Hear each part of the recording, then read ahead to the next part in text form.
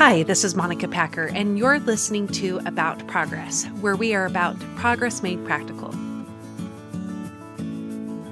About Progress is a personal development podcast for recovering perfectionists. And over the years, building and leading an online business has been one of the biggest ways I've been forced to practice what I preach.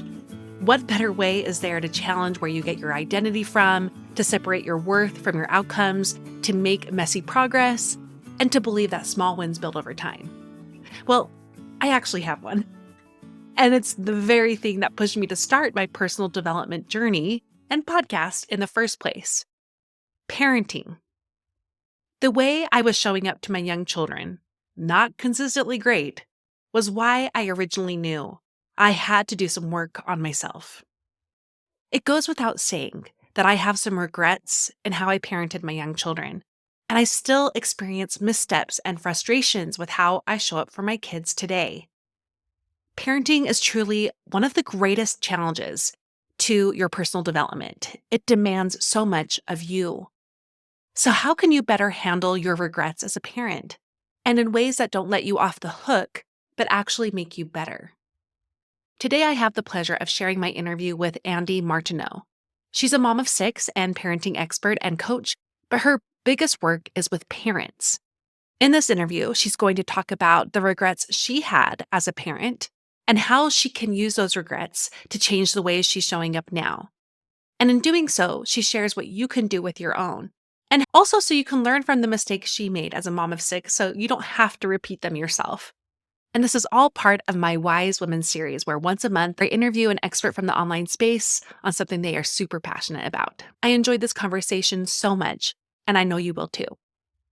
Andee Martineau is a mom of 6, a reformed yeller, a best-selling author, and the creator of Connect Method Parenting, a methodology that helps parents stay calm, confident, and connected, building strong relationships with their kids that last. Andee has taught her strategies to well over 10,000 parents to help them move past corrective parenting and into the new world of Connect Method Parenting. Andee makes parenting fun again with easy, doable, science-backed steps that actually work. She offers a coaching program called the League of Extraordinarily Connected Parents, where parents get courses, coaching, and support as they implement Connect Method Parenting. You can find her on Instagram at Andee Martineau and her site, connectmethodparenting.com. That interview is coming up after a quick break for our sponsors.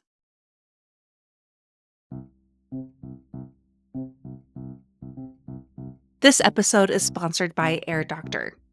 Americans spend an average of 90% of their time indoors, but did you know that the indoor air we breathe can be up to 100 times more polluted than outdoor air? I think a lot of you are coming around to that fact because I've gotten more and more messages asking what air purifier I have and if I'd recommend it. And the answer is Air Doctor, and yes, I 100% would recommend it. You can breathe easy with Air Doctor, the award-winning air purifier that eliminates 99.99% of dangerous contaminants like allergens, viruses, smoke, gases, mold spores, and more. One of my sons was recently diagnosed with more indoor allergies, and the doctor was relieved to hear we already have an air purifier. You can top that off with lots of smog days in our beautiful Salt Lake Valley, and I can tell you that the relief I have is high, both emotionally and physically, that Air Doctor is in my home. Air Doctor was voted Best Air Purifier by Newsweek, so it's no surprise that 98% of Air Doctor customers agree. Their home's air feels cleaner, safer, and healthier, and the Packer family is one of those happy customers. Unlike other purifiers, Air Doctor captures invisible particles 100 times smaller than standard HEPA filters. Head to airdoctorpro.com and use promo code MONICA to get up to $300 off today. Air Doctor comes with a 30-day money-back guarantee plus a 3-year warranty and $84 value free. Get this exclusive podcast-only offer now at airdoctorpro.com. That's airdoctorpro.com using promo code MONICA. For years, I have been teaching women how to do habits differently. I've been so grateful to see the concepts that have changed the most for you, with responses from women in our community like, "You're changing the habit game for all of us," and "This is so needed," and "You should write a book on this." Well, guess what? I am. and I'm already so eager for you to get your hands on it, hopefully early 2026. And since I can't share the title yet, and since I'm very likely to self-publish, I need a committee of gal pals, if you will, like you, who are ready to be my early test readers, to pre-order the book, and to act as grassroots publicists the moment each of those steps are made ready. Would you like to be on that book launch committee? Get on the list by going to aboutprogress.com/book committee. Even if you just want to be first in the know with any book news, that's where you sign up. Again, go to aboutprogress.com/book committee. It's in the show notes for you. I can't wait to share as much as I can with you along the way, and I'm already so grateful for your support.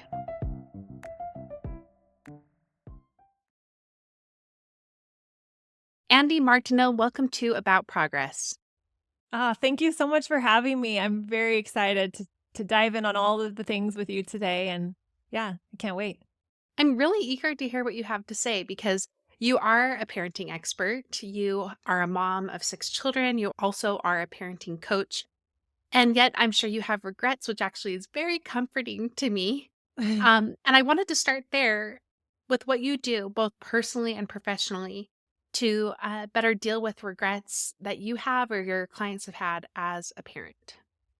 Yeah. Well, as a recovering perfectionist myself, I have lots of regrets. And over the years, the regrets have piled on really high, especially in the beginning when my kids were little. I felt like I was failing at parenting and at, you know, my I was a nurse at the time, so everything with my profession, everything with my, decorating my home, all of making the meals, just all of the things that you feel I at least felt responsible for as a mom. I would say in general felt regret every night when my head hit the pillow Mm, and I would cry and just, yeah, not be able to forgive myself for any mistakes I had made, any mishaps at all. So lots of regrets. So yes, I feel them deeply. And for a lot of years, I stayed stuck in them. I don't know if it relates to your experience, but yeah.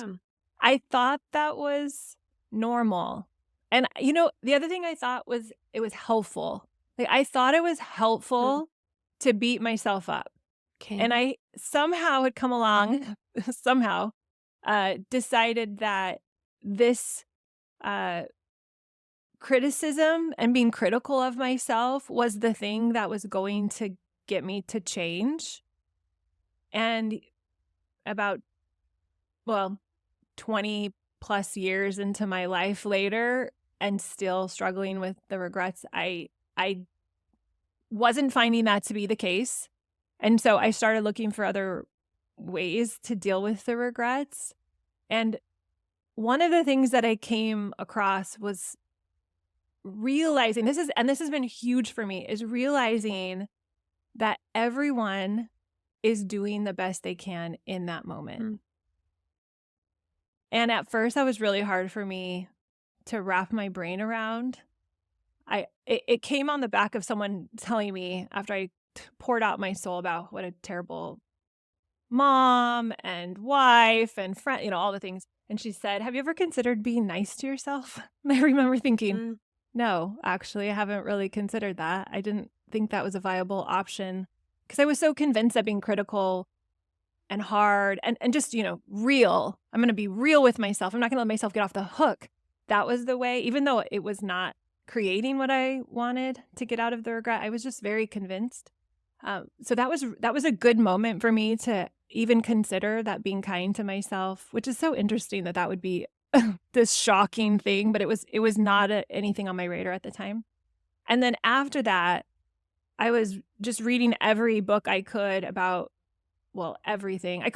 Here's the other thing, I couldn't even look at Pinterest. I don't remember when that came out, but I remember when it came out, it was really challenging for me to look at Pinterest because I was judging myself against all of these recipes and the decoration and, so I just used everything I could to prove that I wasn't living up to, the standard, and then lots of regret, lots of regret, lots of regret that I couldn't hit that standard.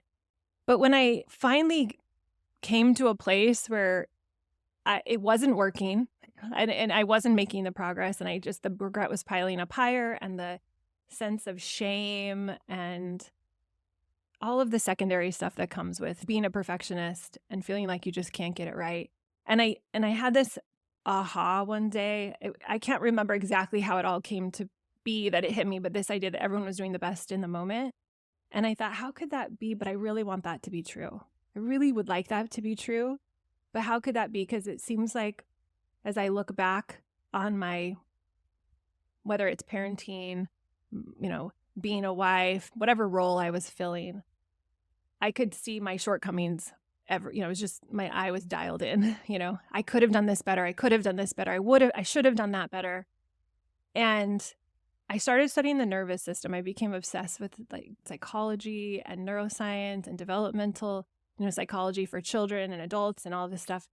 And eventually I realized that even though our capacity is here, there are so many reasons why we can only hit, maybe a -2 some days. And I went into nursing. I need evidence. I need proof. My brain really likes that. It has a hard time believing something if I don't have the evidence to prove it. So when I started getting the evidence to prove it, it was the best news ever because it allowed me to do two things. It allowed me to be honest with myself and say, hey, yeah, that wasn't my full potential. Like I didn't hit my capacity for what I wanted to be. And there's a reason why I didn't hit my capacity. And I can learn what it was. It doesn't make me bad. It doesn't make me wrong. Maybe I didn't get enough sleep. Maybe I got an unexpected bill. Maybe my husband and I had a fight the night before, whatever it is, extra messy room from the kids or whatever the circumstances were that prevented me from hitting my capacity. And that was so freeing, but not freeing in the way of like, let me off the hook from trying to grow and progress, freeing from beating myself up, which in retrospect, now I look at it and I see what was happening, this cycle of I was already beating myself up and feeling so much regret for what I wasn't doing. And then I was layering, like reactivating my nervous system against myself. So my brain function was going lower and lower and lower because my emotions were going higher and higher and I was getting more and more activated. I see clearly now the cycle. At the time, I didn't see it at all. And I also see how it is true that in any moment, even if someone's doing really terrible, that is their best. That doesn't mean there's not something that needs to happen because they can't do better than that. Maybe if someone's doing something illegal and that's the best they can do. It took a lot of the self-judgment away of that aspect of what I was dealing with at the time and allowed me to move forward and learn from all of those things instead of get stuck. And I love Nelson Mandela said this quote, and I'm paraphrasing, this is not exactly what he said, but something to the effect, I never fail, I only learn and grow, something like that. And I loved that. And I thought, okay, if I can reframe everything not as a failure, but as an opportunity for growth, even as an exposure of something that's, a weakness of mine that I want to look at and say, okay, I'm not as patient around that situation as I'd like to be. I wonder why, and get curious instead of critical.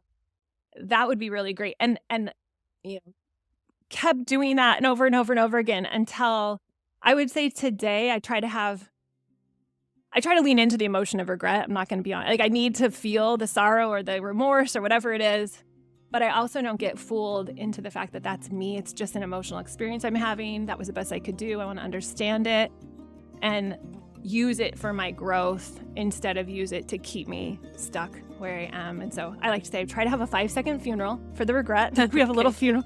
And then, sometimes it's not that short, but, give myself permission to feel it and then try to move from that resistance to the surrender.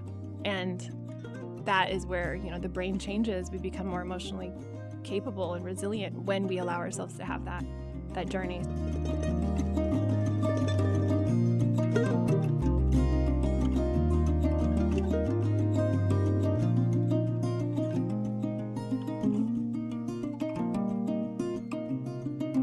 Well, in many ways, like I said at the top, like that's comforting to hear as someone who is so experienced in so many ways, both personally and professionally, that regret is part of parenting. And that, Hmm. putting on those lens of criticism and shame exacerbate the regret. And Absolutely. what I'm Yeah. hearing you say is, adopting more of a curious mindset, allowing yourself some time to really feel the feelings and then getting curious. Um, what really happens is understanding leads to learning. When you can understand Absolutely. better what the circumstances are that led you to react a certain way, because I think it's honestly our overreactions that we tend to regret the most as parents, Oh, for as sure. well as like seasonal regrets. Like, I wish I knew that like 2 and 3 and 4 and 5 year olds really do not know better. Yeah, Like, I I know. think Seriously. like I thought they Yeah. did for my oldest couple. So Mhm. we have those regrets. So if we can shift to trying to understand, then we can learn and then do better. It's not about excusing yourself from doing the work. It's about doing the work differently in a way that's actually productive. Yes. Very, yeah, spot on. Exactly. Yeah. So, with that in mind, I think so much of what we regret are things that we hadn't arrived to yet personally. Some ways we hadn't developed fully as an adult, or, sometimes we can be an adult, but we can't be a mature adult. So, maybe it's more the Yes. latter. Like, we haven't really developed more into this mature self. And I feel like so much of parenting and our development as parents is tied directly to our development with ourselves. And as you said Mm, earlier, like, everyone is doing the best they can in the moment. In that moment, your development was different. right. So, what do you want to say to the parents who are, especially those moms who are listening, who have put their own development on the sidelines, and how Mhm. it can better impact their efficacy as a parent if they do prioritize their own self and that development and maturity of themselves? I love this question because we are modeling for our kids everything. And so if we want them to be more emotionally mature, more patient, more kind, we first get to be the example of that. So I love in parenting thinking that the biggest impact I can have on my parenting is me developing myself.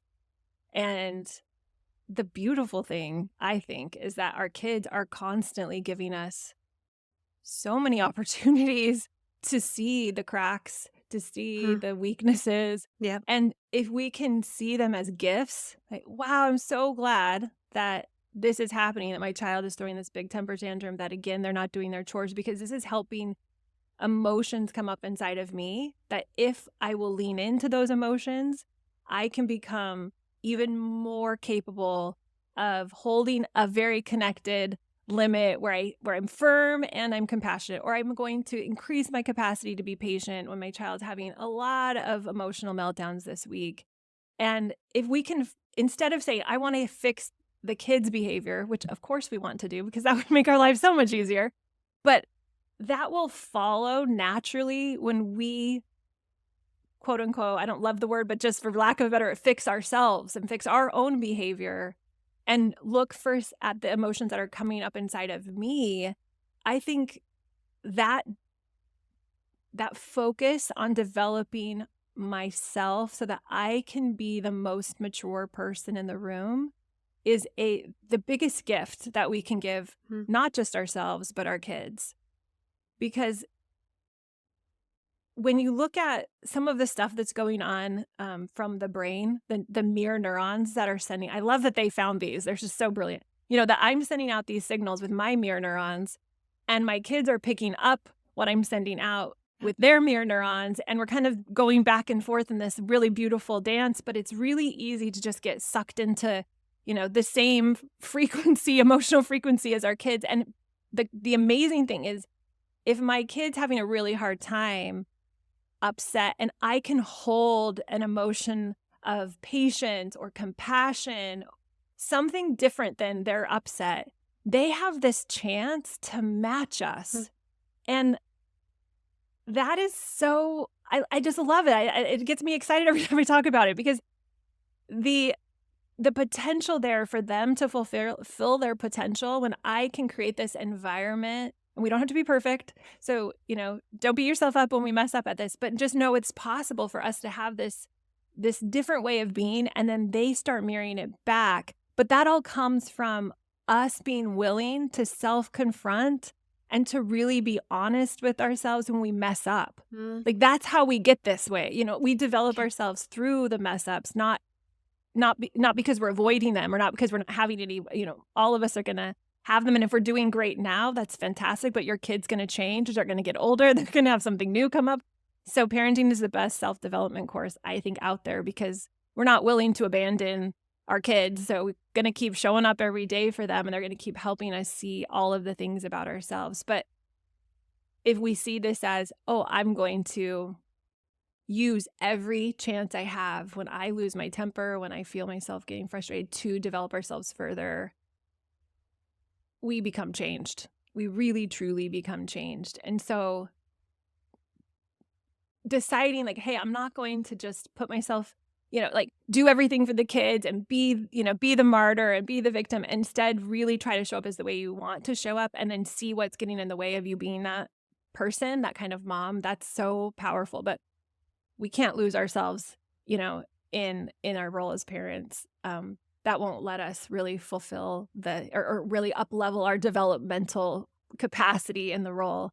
It's uncomfortable sometimes. Let's be honest. It's uncomfortable to work on our own personal development as parents, because sometimes, those kids are good. They know what we're weak at. They see us. They're very intuitive. So, that's what I'd say. I almost see it as, two paths that are parallel to each other, but they often cross over. They meet. Sometimes they become one, and then they branch off again. But whether or not they're crossing or meeting for a while, no matter what, they butt up against each other in ways that can be uncomfortable, like you said, but also really informative of both of those paths continuing forward in ways that, like, we're actually growing and developing. How those cracks in our parenting are signals for what we need to better take care of within ourselves, and how doing so impacts our ability to better parent, which I think also lends itself to this first bit of the discussion we had about regret. When you can acknowledge that you were just doing the best you could in that moment, you're also acknowledging where you were at in terms of your development, both as a parent and as an individual.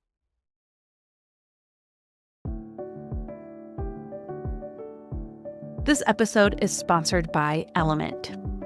If you struggle with headaches, cramps, fatigue, brain fog, or general weakness, did you know that it could be due to you having an electrolyte deficiency or imbalance?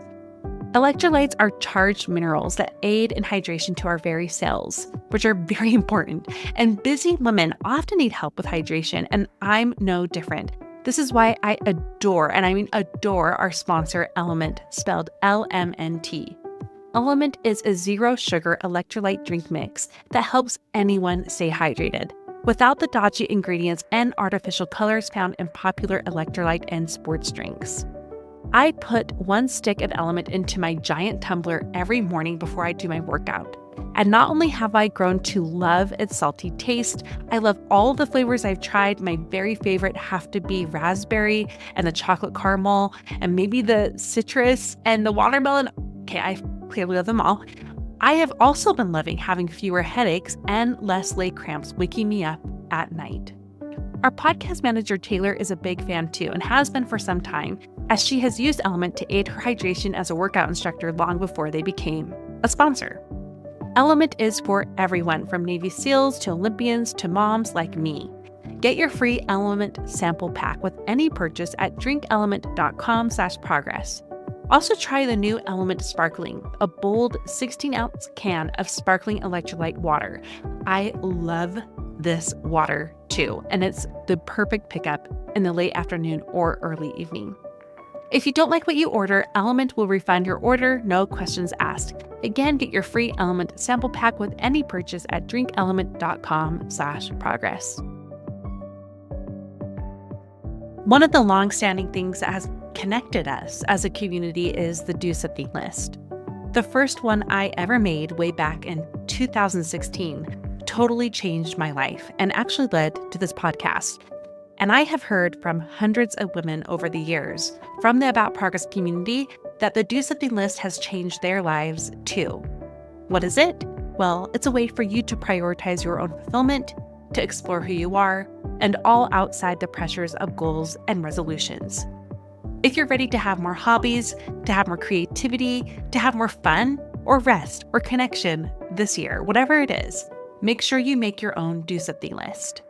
To help you, I have a free training that is ready for you online right now. Go to aboutprogress.com/DSL, and you can sign up for my free training, which includes a video and audio workshop, resources, including a guide and examples of so many DSLs from real women of this community.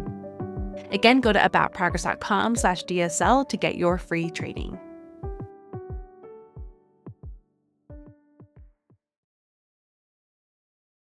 One more question on this is, how can women prioritize their personal development? And I know, like, that's what this podcast is for. So, like, listen to the podcast for starters. And you will know. Yeah, but I'm just curious about this for the women that you've worked with. They're like, what? Yeah. Like, oh, I have forgotten that side, which makes sense that my capacity as a parent is so low. Well, what do I even do? Oh, such a good question. I mean, I think you have to first just sometimes we almost have to rediscover, at least I did, rediscover who I am as a human outside of being a parent.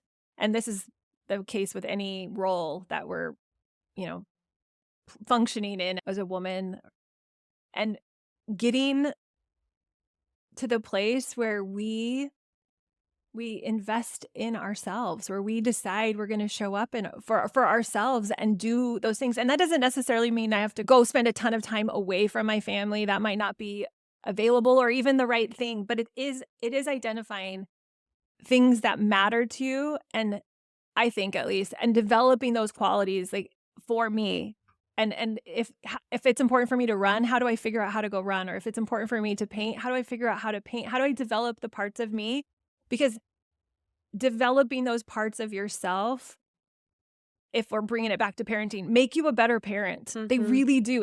I have struggled with this because it feels like in my brain, it wants to call that as selfish. You should just always be doing everything for your kids. Yeah. And my kids are getting older now. I mean, I have 6 and I had them in 8 years, and it was fast and furious. But now, my oldest is 25 and my youngest is 16. And so they don't need me tying their shoes and making their lunches and all of the things, you know? And it has been really interesting that my brain still wants to offer, hey, but you can't go do that. You can't go on a walk today because your kids might need you, or you can't go, whatever it is. And it's everything from the tiniest thing, like go take a nap, or, we did a pottery one time. My brain was like, you can't go do a pottery class. I'd be so selfish of you. But whatever it is, giving yourself permission to be your own person outside of your role. It's so easy to forget that, especially when you're really excited to be in this case, a parent. Like I was very excited to go into that role, and it's easy to lose yourself and to not continue to develop, the parts of you, not giving yourself permission to read that book that you want to read, or have a conversation even with a friend or a sister. Sometimes was a challenge for my brain back in the day. So I would just say, decide, maybe write down just a couple of things that you think would be helpful for you to develop yourself more, and put it on the calendar. Get it in place. Find somebody to help out with the kids if you need help with the kids, and make it happen. And then follow through on that appointment with yourself as if you were going to a doctor that was hard to get into. You had to wait 6 months for this doctor appointment. You wouldn't blow that off. Don't blow off your appointments with yourself either. Take them very seriously. And that's been another thing that I've had to learn, because it's really easy to continue to say, I'll just go do this thing for my kid, and it's more important than me. And there is obviously a balance, and sometimes that is the case, but a lot of times it's us trying to be the perfect parent. So we're going to do all of the things, and as we do that, we really are getting maybe resentful even, or just accommodating and not showing up as the best version of ourselves for our kids anyway. So there we are doing all these things, but we're not really, adding to the relationship or adding to our life. To me, a signal of, for myself, almost like a red flag, like, hey, you need to put yourself back on the list or further up the list for now is when I'm feeling more regret or I'm feeling more resentment or a Yeah, combination resentment's a of the big one for two, me. Yeah, right? Like yeah. I call one it too resentful much. accommodation. When I'm resentfully accommodating, it's like, Yeah. whoa, you are off your Yeah. you're off your balance a little bit. That's right. So I want to just sum up what you said in one word. That Okay. personal development thing. Now, one word is time. Yeah. And the thing about that is, again, we're going to have those thoughts of that's selfish or I can't do it or I don't have anyone else to watch the kids, or that doesn't mean you have to have time away from your responsibilities. It's making yourself be part of them. Like your kids can come along with it. And yes, I do think there is value though in time separated, time apart, and training your kids how to have quiet time if they're young or to have their own hobbies once they're getting older. So just one word. Yes, all those. Yep, I love that. Time is a great word to sum that all up.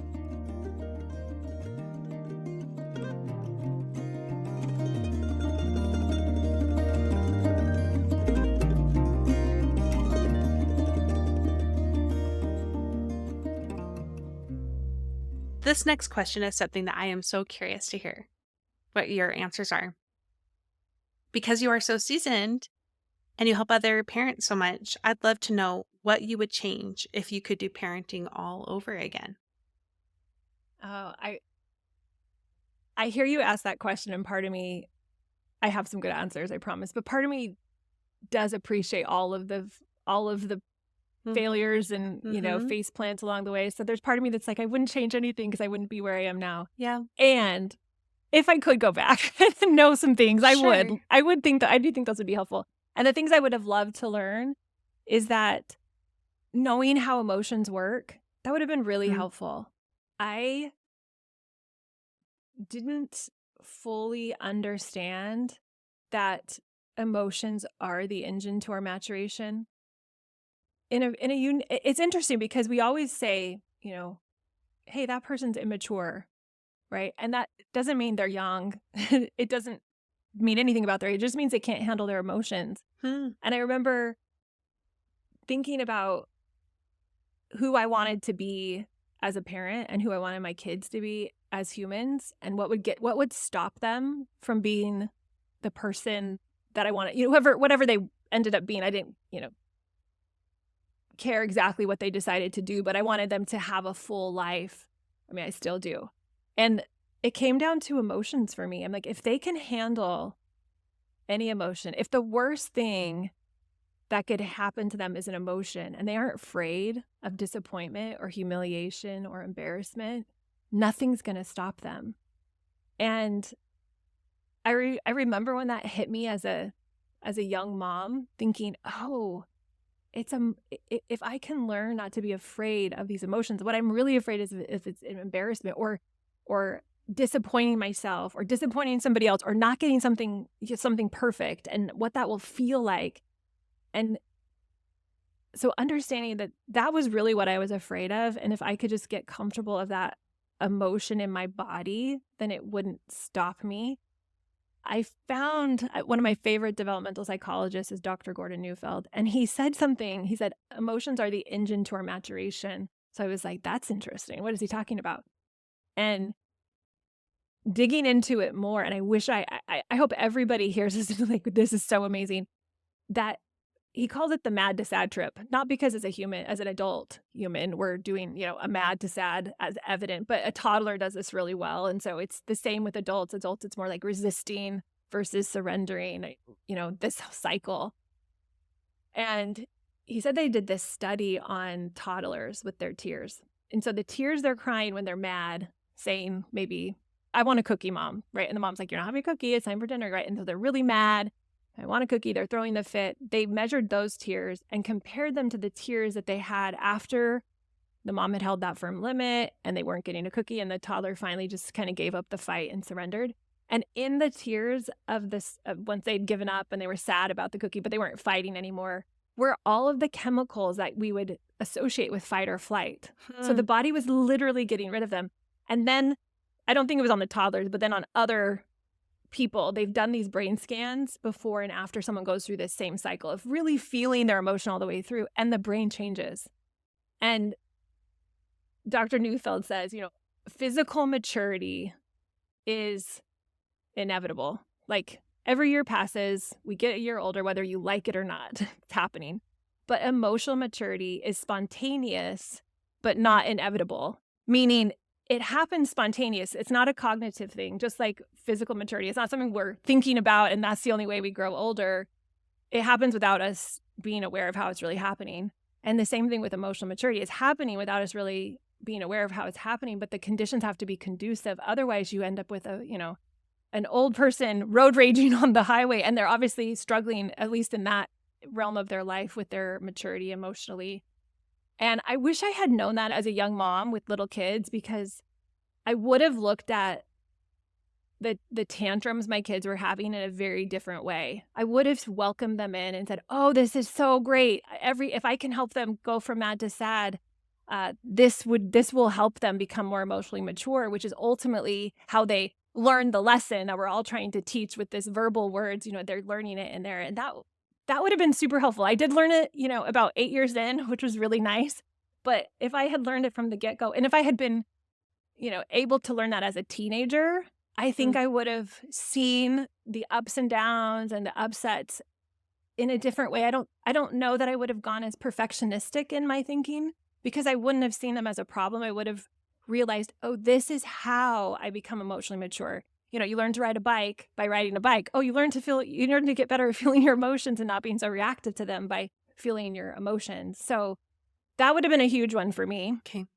I would have loved to have known behavior was just information, kind of going back to everyone's doing the best they can in the moment. I was very worried about my own behavior and my kids' behavior, and I was making lots of meanings from them instead of saying, okay, how does this make sense? How is this just evidence that something's not working for them or something not working for me? And then, blowing it out of proportion. It would have been so nice to just be like, oh, behavior's information. And then as a young mom, I wish I would have realized that kind of what we talked about at the beginning, like it starts with my understanding of what's going on in my body and my nervous system. And that's what I can control. And that's what I have impact and influence over. I can't really impact my kids as much as I wish I had more impact. I can't do as much as I wish I could. So if I could just show up as the most emotionally mature person and handle myself in a way I respect, then, that would allow me to navigate things with my kids in a more powerful way. So those would be the 3 things that I wish, in hindsight, if I could time travel, that I would tell myself. Somehow I'd send myself a little note. I was going to say text, but there were no texts when I was a young mom. There was no emails, no text, no cell phones. So, but somehow would have sent a letter to myself. So can you repeat those 3? Yes. So I would have wanted to know how emotions really work, that behavior is just information, and that understanding my behavior would help me understand my children's behavior. As part of that last one, I was thinking, I wrote it in my own words, which is why I wanted you to repeat it, because I'm like, this is not what she said. This is what I took from it. So Good. That last one about understanding your own behavior can impact, your children's behavior. For me, I wrote that down as control what I can control. Yeah. Myself, understanding Right. myself, which goes back to, the first part of the discussion we had about how important that is to know yourself and to develop yourself. As part of that, you are developing your maturity, but also your capacity as a parent grows. I love that you talked about that in the beginning too, that you don't often rise to your capacity, but what's great is that as you develop yourself, your capacity grows. So even on your less than great days, you're still doing better than you probably did Absolutely. 5 years ago as a parent, which is nice to see. Thank goodness. So nice. Yes. And I that's agree. what I hope all parents can gain a little bit of a sigh of relief on, is that your bad moments, the regrets you have as a parent, doesn't mean that's who you are as a parent. You can always change. You can always become better. And that does go hand in hand with how you are changing and developing yourself. Yeah. So wise and so true. So good. We've talked a lot, Andee, and about really big things, but in ways that I am really appreciative of, because they feel like both revelatory, but also I feel like I'm not looking at this huge mountain necessarily. Mm. But if people are feeling like they're looking at a huge mountain, as they're listening, what is one thing they can do to take action on everything they learned today? Mm. It's simple, but I would say the most powerful thing that you could do is just to be nice to yourself and to really, if you can truly believe you're doing the best you can in that moment, so much will open up to you. And, because you're not activating your nervous system by beating yourself up or being hard on yourself as the perfectionist tends to, you get to keep your, I think, the highest level of thinking and inspiration. Everything gets to stay and help guide you towards finding maybe some truths that you might want to look at to help yourself maybe do better next time. But none of that happens if you're mean to yourself. So be so kind to yourself and realize that if you could have done better, you would have done better. And I've never asked somebody that, if you could go back in time, would you have done the same thing if they'd done something unkind or said something they regretted? They're like, no, I wouldn't ever, I would do that again. I would be nicer. And I said, that's evidence that it was just a limited capacity. It's not who you are. So be nice to yourself and realize if you could have done better, you would have. And now it's just figuring out why. And so you can do better next time. So that kindness, that's everything. Just be nice. Be so nice to yourself. Beautiful. And the people I worry about the most are the people who are not worried. Like as parents, like I worry about only the parents who are not worrying about if they're doing a good job. Those are the ones who should be worried.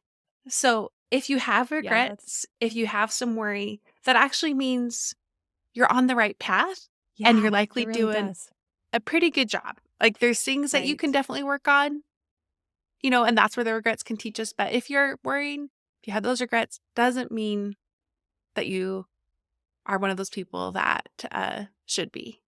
Who isn't? Right. Right. I mean, I think I love that. I love that reminder too, because sometimes we think something's so wrong with us because if you do have the regret, because you think about it all the time. But I love saying, to your point, just again, that just means you're on the right track. Like discomfort is the currency to success. So if you're having some discomfort, if you're noticing where you want to be better, that means everything's going great. Just don't let it hinder you from learning. Sometimes that's where we get stuck, is it just gives this big pile and then it doesn't help us. So let it be the catalyst to the change that you want to make, and you're on the right track. You're going to make the changes if you're doing the self-confronting from a kind place. Yes. So good. Self-confront from a kind place. Yes. Andee, where should people go if they want to learn more from you? Well, I'd love them to come listen to the podcast that I have. It's called Connect Method Parenting, and it's barely a year old. It's new for me, so that would be fun. I also have a book named Connect Method Parenting as well that you can get on Amazon. So, and then my website's Connect Method Parenting if anyone wants to check out anything. Everything's Connect Method Parenting. Instagram, everywhere. You can just find it everywhere. So, that'd be fun if anybody wants to come join me on any of those places. I'd love to have you. We'll be sure to link to all of those. Andee, thank you very much for your time.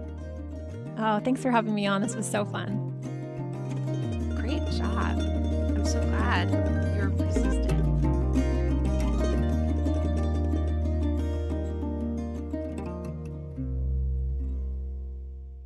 I hope this episode gave you the hug and kick in the pants you need to grow. Wasn't Andee so great? I truly loved talking to her. And it made me think of the do something list, because this is one of the ways that we as a community have worked to develop ourselves as whole and individual people. And in doing so, how it can help us show up differently, read better as a parent. So I would encourage you to check out everything Andee offers, and also to check out the do something list, which you can find at aboutprogress.com/DSL. This show is listener supported. Members of the Supporters Club get access to 3 levels of exclusive benefits, from more time to more content with me. I would love to invite you to become one of them. Go to aboutprogress.com/support to ensure my work with About Progress is open and free for all. Thank you so much for listening. Now go and do something with what you learned today.